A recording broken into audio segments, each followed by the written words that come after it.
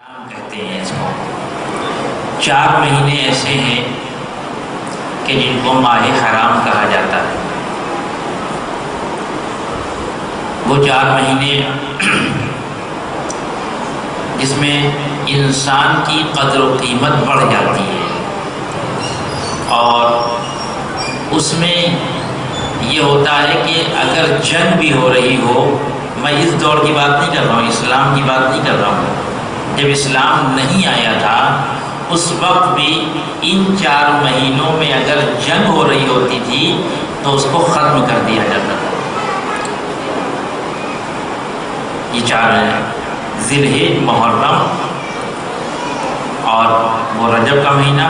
اس میں ایک اور بھی بات ہے، جو اسلامی حکومت ہے جیسے ایران، جہاں انسان کی قدر و قیمت ہے، مثلا خدا نہ کرے اگر کسی نے کسی کو مار دیا، جان بوجھ کے نہیں، اگر دھوکے سے غلطی سے ایکسیڈنٹ میں کوئی مر گیا تو جس کی وجہ سے یہ انسان مرا ہے، اس کے اوپر واجب ہے کہ یہ دیت دے۔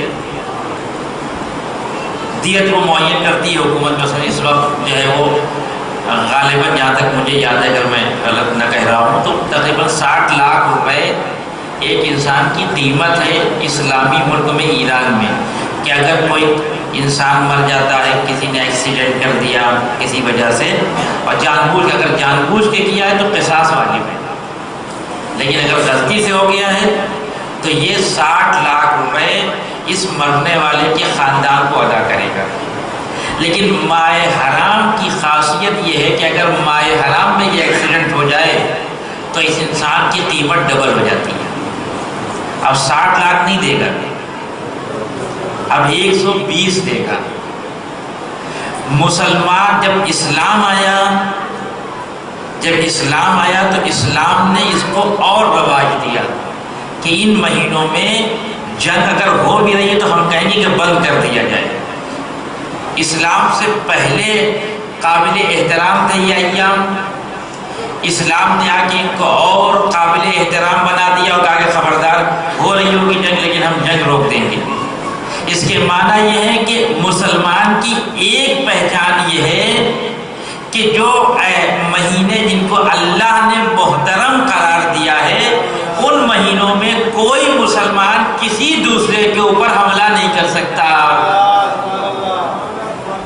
ایک بار کسی صورت سے جتنی جنگ شباب پہ کیوں نہ ہو، اگر یہ مہینے آ گئے تو اپنی جنگ کو روک لیجیے۔